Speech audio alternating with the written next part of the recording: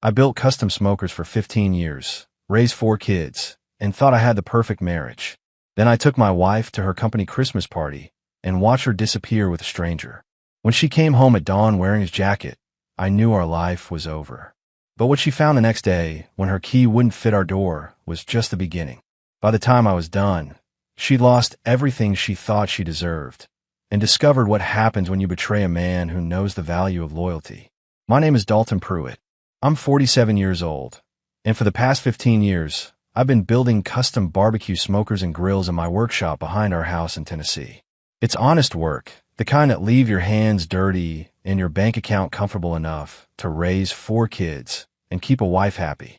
At least, I thought I was keeping her happy. The night everything went sideways started innocently enough. Claudia had been invited to her marketing firm's annual Christmas party, and for some reason, she actually wanted me to come along. Usually, she'd make excuses about how I wouldn't enjoy myself, how it was just work people talking shop. But this year she insisted. "You should meet my colleagues," Claudia had said, adjusting her emerald green dress in the mirror. "Especially the new account director. He's got some interesting ideas about expanding into outdoor lifestyle marketing."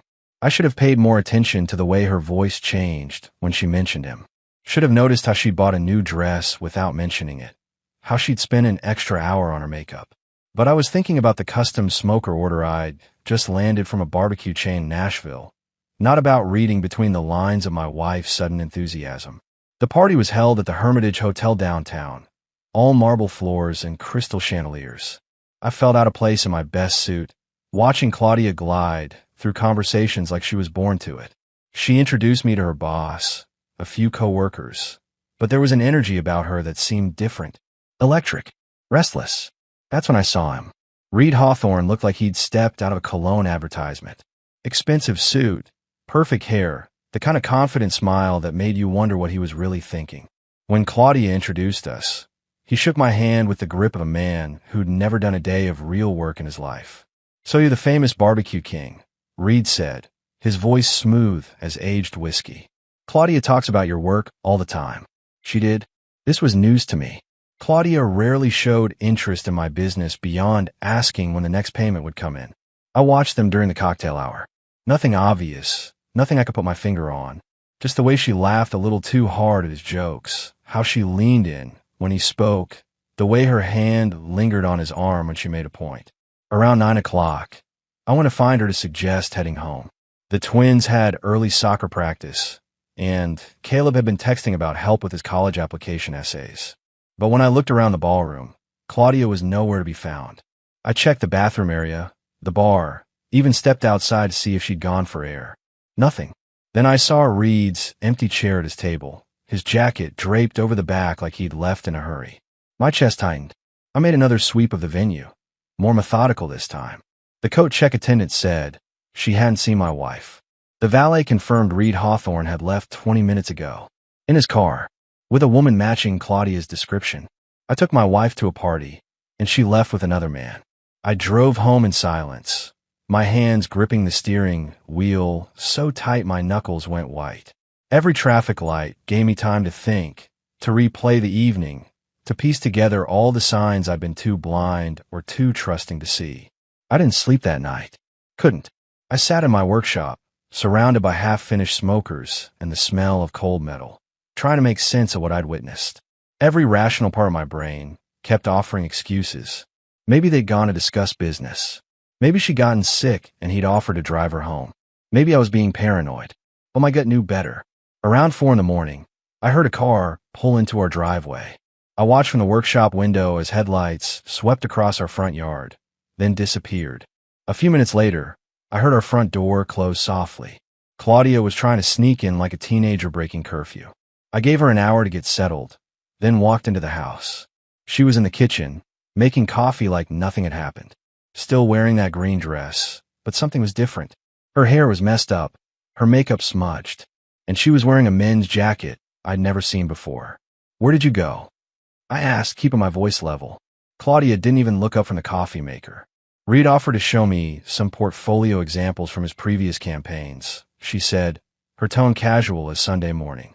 We went to his office to look at some materials. Until 4 in the morning. Now she looked at me, and I saw something in her eyes I'd never seen before. Not guilt, not shame, calculation. We lost track of time, Claudia said. You know how it is when you're passionate about a project. We were discussing potential opportunities for your business. Actually, Reed thinks there's real potential in the outdoor cooking market. That jacket hanging loose on her shoulders told a different story.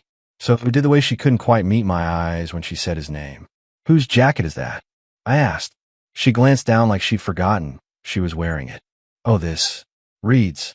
It got chilly at his office, and he lent it to me. And you forgot to give it back.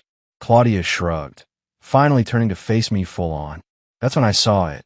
A small mark on her neck, just below her collar, not quite hidden by her hair. I'll return it next week, she said. Preston, you're acting strange. Nothing happened except a business discussion that ran late. She was lying. We both knew it. But watching her stand there, bold as brass, wearing another man's jacket and expecting me to swallow her story whole, I realized something had shifted between us.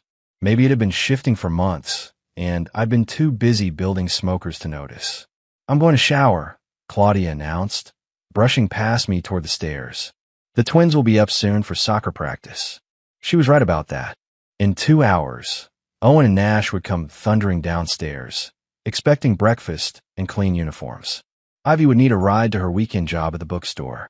Caleb would want help with his college essays. Life would go on like nothing had changed, but everything had. By Sunday afternoon, I made my decision. While Claudia was at her yoga class and the kids were scattered to their various activities, I drove to the hardware store and bought new deadbolts for every door in the house. Heavy-duty Schlage locks that couldn't be bumped or picked easily. I spent 2 hours installing them, working with the methodical precision I brought to my metalwork. Each turn of the screwdriver felt like taking control back. Each new key represented a choice I was making about who belonged in my life. Caleb came home first, around 5 o'clock. My 17-year-old had always been sharp, and he noticed the new locks immediately. Dad, did you change the locks? Caleb asked, examining the fresh brass hardware on the front door. Security upgrade, I said simply. He gave me a look that said he knew there was more to the story, but didn't push. Caleb had inherited my tendency to think before speaking, to watch and listen before jumping to conclusions. The twins arrived home 20 minutes later, chattering about their soccer scrimmage. They barely noticed the locks, too busy arguing about who'd scored the better goal. Ivy rolled in just before 6, tired from her shift at the bookstore and more interested in getting to her homework than examining door hardware. Claudia returned at 6:30, her yoga mat slung over her shoulder and that post-workout glow that used to make my heart skip.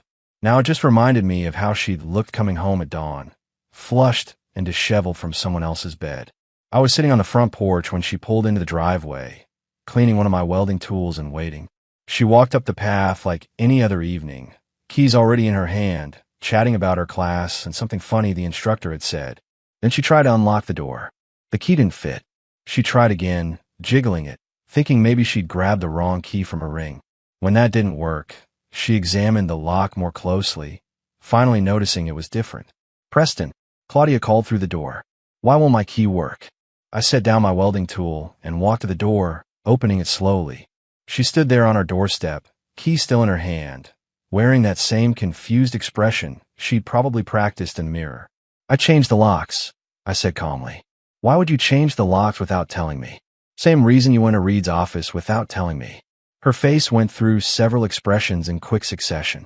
Confusion, indignation, then something that looked almost like respect. Like she was seeing me clearly for the first time in years. Preston, we need to talk about this like adults. We do. But first, you need to decide where you want to have that conversation. Because right now, you don't live here anymore. The next day, she found out her key no longer fit the door she'd walked through for 16 years. Claudia stood on our porch for a full minute, staring at me like I'd lost my mind. Behind her, I could see Mrs. Thompson from next door pretending to water her plants while obviously listening to every word. You can't be serious, Claudia said finally. This is my house too. Our children live here. The children who you abandoned last night to go play house with your new boyfriend?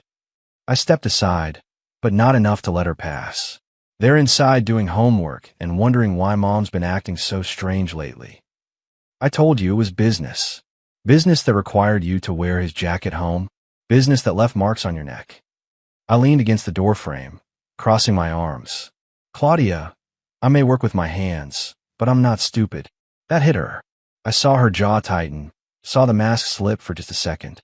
Fine, she said, her voice dropping to a whisper so the neighbors couldn't hear. You want the truth? Yes. I spent the night with Reed. Yes, we're involved.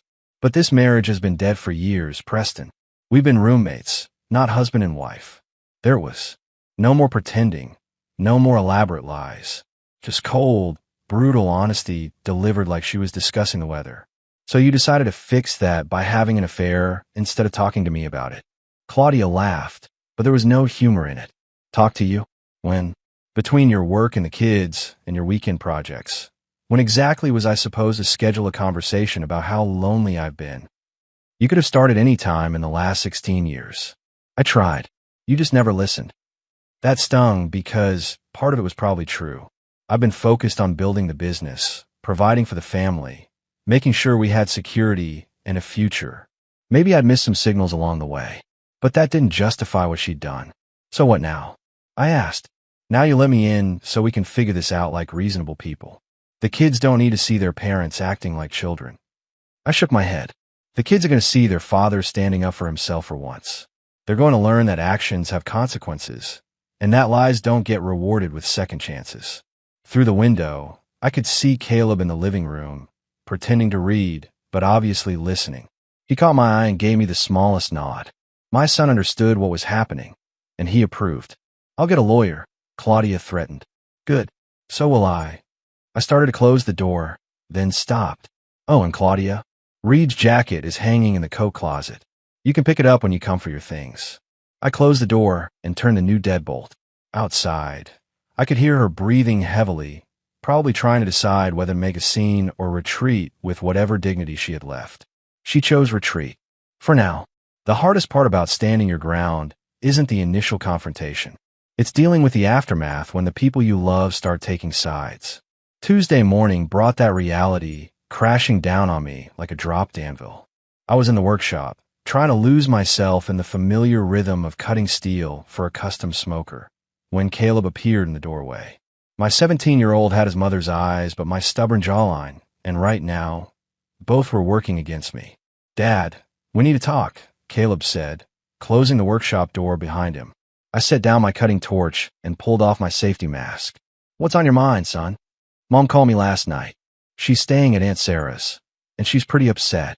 Caleb leaned against my workbench, his arms crossed in a gesture that reminded me painfully of myself. She says you locked her out of her own house over a misunderstanding. Is that what she called it? A misunderstanding. She said you jumped to conclusions about her working relationship with some guy from her marketing firm. Caleb's voice was careful, measured. Dad, I know you and Mom have been having problems lately. Ivy and I aren't blind, but kicking her out seems pretty extreme. I studied my son's face, seeing Claudia's influence in his words, but also recognizing the genuine concern there. Caleb had always been the peacemaker in our family, the one who tried to smooth over conflicts before they escalated. Son, what would you do if you took your girlfriend to a party, and she left with another man, then came home wearing his jacket? Caleb's expression shifted. Is that what happened? That's exactly what happened. And when I confronted your mother about it, she admitted she's been having an affair with Reed Hawthorne. The color drained from Caleb's face. He was quiet for a long moment, processing this information with the same methodical approach he used for his calculus homework. She actually admitted it, he asked finally. She did. Said our marriage has been dead for years, and she was lonely. I picked up a piece of scrap metal, turning it over in my hands. Maybe she was right about some of that. Maybe I did get too focused on work and miss some warning signs. But that doesn't excuse what she did. Caleb nodded slowly. What about Ivy and the twins? They don't know yet, do they? Your sister thinks I'm being unreasonable. She's been texting me all morning, demanding I apologize to her mother. I met Caleb's eyes. The twins don't understand why Mom isn't here, and I'm not sure how to explain it to 12-year-olds. Dad, there's something else you should know. Caleb hesitated, then pushed forward. I saw Mom with that guy about 2 weeks ago. At the coffee shop downtown. They were sitting really close, holding hand across the table. I thought about telling you, but I figured maybe they were just friends or business partners or something. That hit me harder than I expected. My son had been carrying this burden for weeks, trying to protect me from a truth I needed to hear. I'm sorry I didn't say anything sooner, Caleb continued. I keep thinking maybe if I'd spoken up, you could have confronted Mom before it got this far. This isn't your fault, son. Not even close. I put my hand on his shoulder. You were trying to protect your family. That's what good men do. 3 days after Claudia moved out, a courier delivered an envelope that made my blood run cold. Inside was a letter from Patterson, Williams & Associates, demanding immediate mediation regarding marital property division and interim spousal support pending formal divorce proceedings. Claudia wasn't wasting time. She wanted half of everything I'd built, including the workshop and the custom smoker business that had taken me 15 years to establish. But what really stuck in my craw was the claim that she deserved ongoing financial support because she'd sacrificed her career advancement to support her husband's entrepreneurial endeavors. That was rich. Claudia had worked part-time at the marketing firm for exactly 18 months total over the past 6 years, spending more time planning girls' trips than developing campaigns. Meanwhile, I've been working 60-hour weeks to keep our family afloat. I called my lawyer, Jim Ellis, a straight-talking former Marine who'd handled the legal work when I incorporated my business. Jim listened to the whole story without interrupting, then gave me the kind of frank assessment I needed to hear. Preston, adultery doesn't carry the weight it used to in Tennessee divorce law, but it's not irrelevant either, Jim said over the phone. The fact that she admitted the affair works in our favor. The bigger issue is going to be the business valuation and the house. She didn't contribute a dime to the down payment on that house, and she's never been involved in the business operations. Doesn't matter. 24 years of marriage creates certain presumptions about marital property. But we can fight this, especially if we can demonstrate that she's been planning this divorce while hiding assets or income. That got my attention. What do you mean, hiding assets? I'm going to recommend we hire a forensic accountant to look at your family finances for the past 2 years. If Claudia's been moving money around or making large unexplained purchases, we need to know about it. The forensic accountant, a sharp-eyed woman named Rebecca Chun, found exactly what Jim suspected she'd find. Over the past 8 months, Claudia had been transferring small amounts from our joint savings account into a personal account I didn't know existed. Nothing huge, but it added up to nearly $12,000. More damaging was the credit card activity. Designer clothes, expensive dinners at restaurants I'd never been to, even a weekend trip to Asheville that she'd claimed was a company retreat. The receipts told a different story. Romantic dinners for two, couple spa treatments, a boutique hotel known for its intimate atmosphere. She's been financing her affair with marital assets, Rebecca explained during our meeting. These expenditures show a clear pattern of deception and financial misconduct. But the real bombshell came from Caleb. My son had been doing some investigating of his own, using his computer skills to dig into social media accounts and public records. Dad, you need to see this, Caleb said, showing me his laptop screen. Reed Hawthorne isn't just some random marketing executive. He's been married twice before. Both marriages ended in divorce, and both ex-wives accused him of adultery in their court filings. The pattern was becoming clear. Reed wasn't just a cheater. He was a predator who targeted married women, probably getting some sick thrill out of breaking up families. And Claudia had walked right into his trap, bringing our 24-year marriage down with her. The custody hearing was scheduled for a Thursday morning in late January. I'd been dreading it for weeks, knowing Claudia's lawyer would try to paint me as an unstable, controlling husband who'd locked his wife out of her own home. What I hadn't expected was the nuclear option she'd decided to deploy. Mr. Pruitt, Judge Harrison began, shuffling through the papers on his desk. I'm looking at some serious allegations here.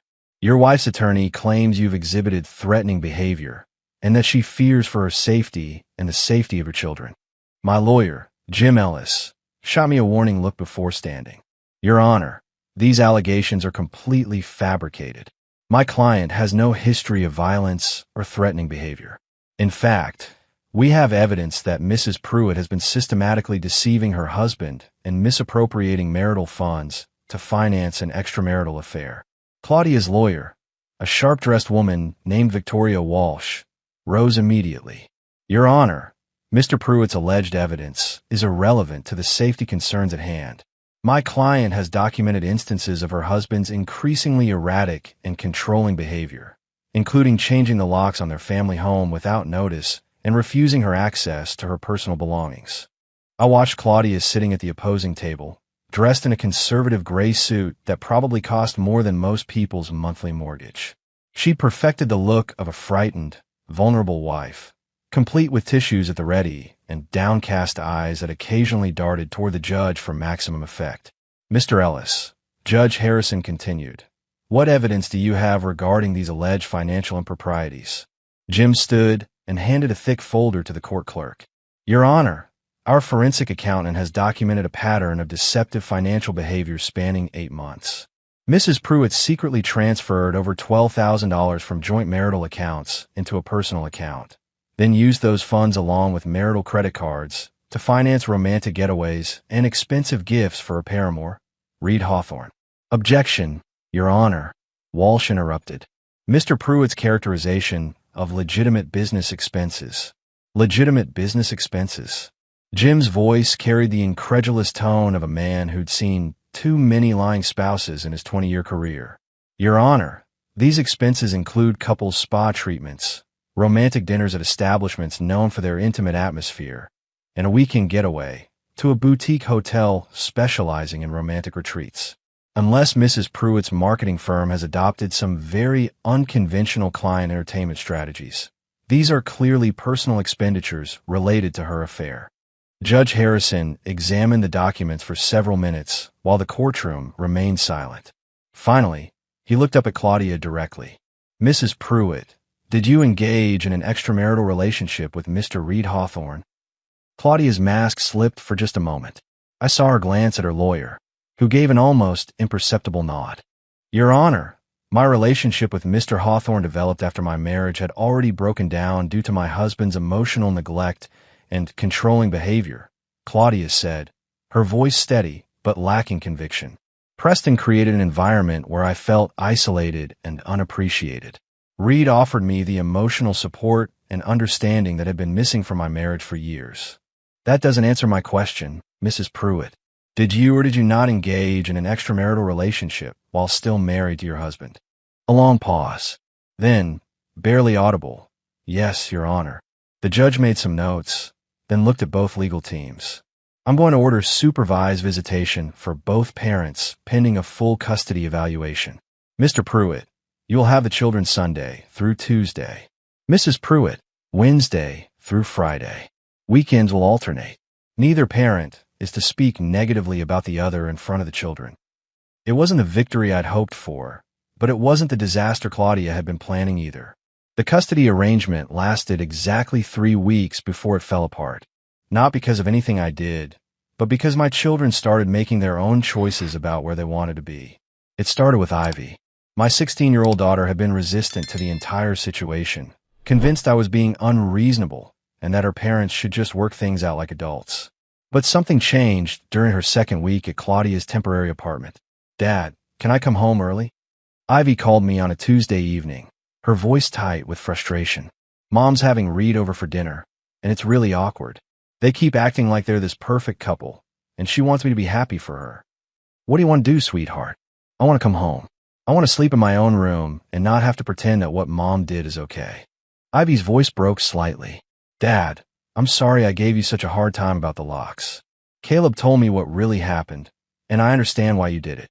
An hour later, Ivy was back in our house, helping the twins with their homework while I finished up some paperwork for a commercial smoker order. Having her home felt like a piece of my world clicking back into place. The twins were next.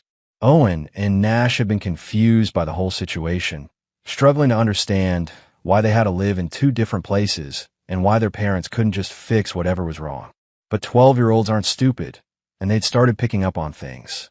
"Dad, why does Mom's new boyfriend keep trying to act like our stepdad?"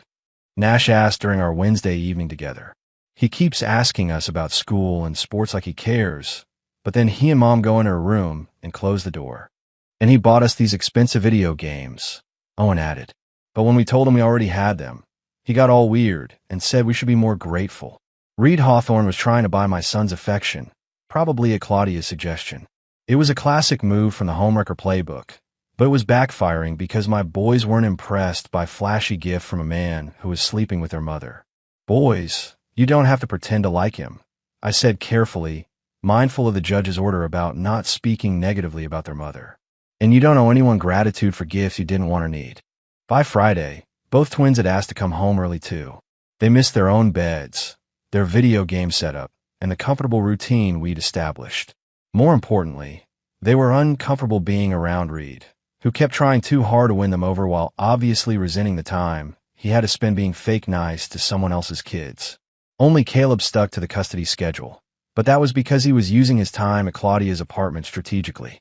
My 17-year-old had become our family's intelligence gatherer, documenting Reed's behavior and Claudia's increasingly erratic mood swings.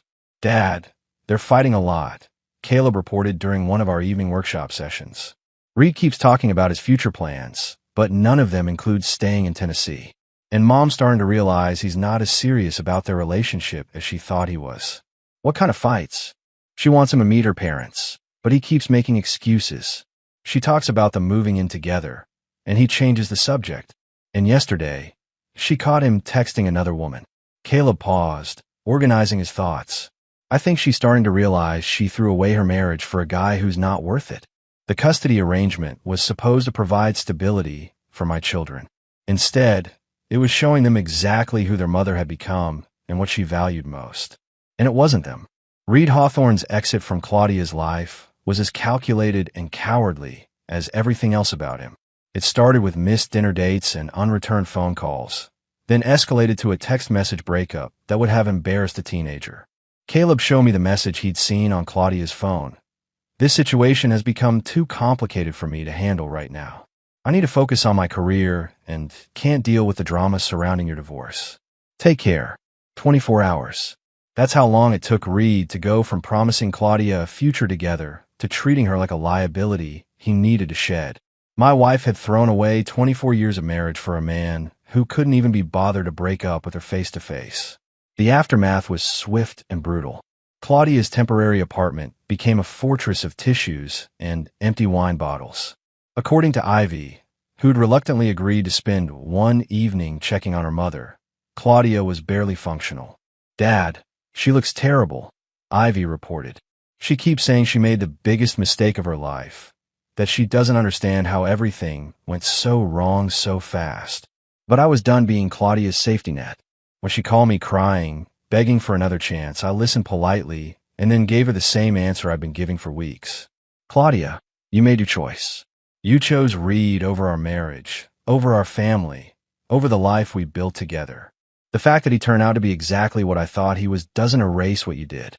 But Preston, if you knew what kind of man he was, why didn't you warn me?" The audacity of that question took my breath away. "Would you have listened? You were so convinced that I was the problem in your life that you ignored every red flag, every warning sign, every piece of evidence that Reed was using you." The legal proceedings moved forward with mechanical efficiency. Jim Ellis had assembled an airtight case documenting Claudia's affair, her financial deception, and her false accusations. The custody evaluation strongly favored me, noting that all 4 children had expressed a clear preference for living with their father full-time. The final divorce hearing was almost anticlimactic. Claudia sat at the defendant's table looking like a ghost of her former self, while her lawyer went through the motions of representing a client who had lost before the proceedings even began. "Mrs. Pruitt," Judge Harrison asked during the final testimony, "do you have anything you'd like to say before I render my decision?" Claudia stood slowly, her hands shaking slightly.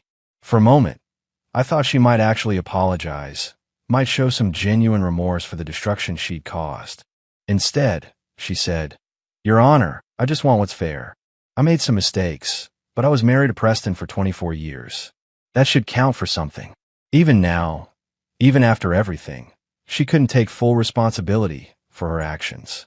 She was still the victim in her own mind, still deserving of consideration and compensation for her suffering. Judge Harrison awarded me full custody of all 4 children, the house, and the business. Claudia received a modest cash settlement and limited supervised visitation rights. No alimony, no claim to the workshop or equipment, no ongoing financial support.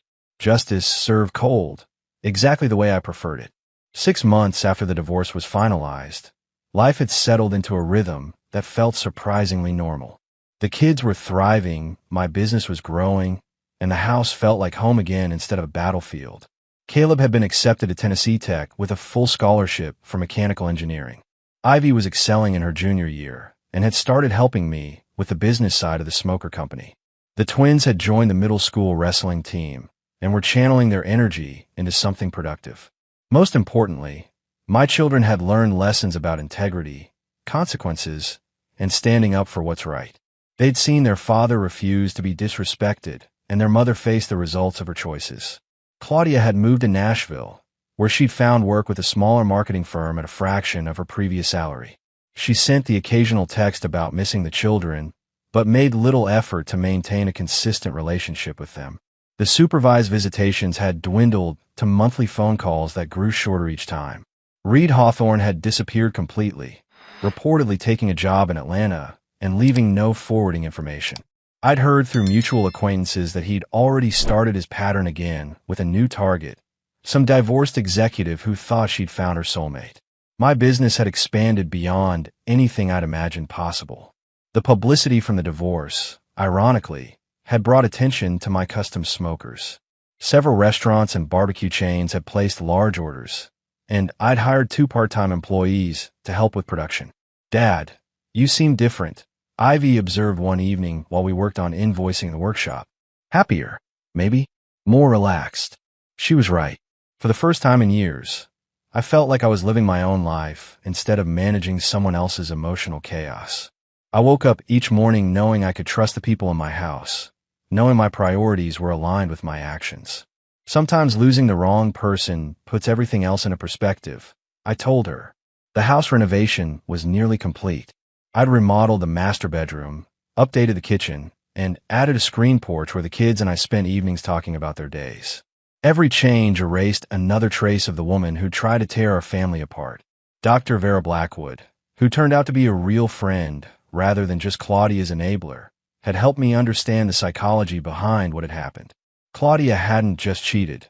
She'd systematically rewritten our marriage history to justify her actions. "Some people can't accept responsibility for their choices," Dr. Blackwood had explained. "They need to believe they're the victim, even when they're clearly the aggressor. It's easier than facing the truth about themselves." Looking back, I could see the signs I'd missed, the slow erosion of respect and communication that had made Claudia vulnerable to Reed's manipulation. But I'd also learned that you can't save someone who doesn't want to be saved, and you can't love someone enough to make up for their lack of integrity. My children had their mother's contact information. If they wanted a relationship with Claudia, that was their choice to make as adults. But they'd also learned that family isn't just about blood relations. It's about people who show up, keep their promises, and put the family's needs above their own desires.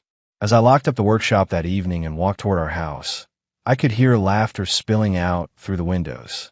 My children were home, safe and secure in the knowledge that their father would always fight for them.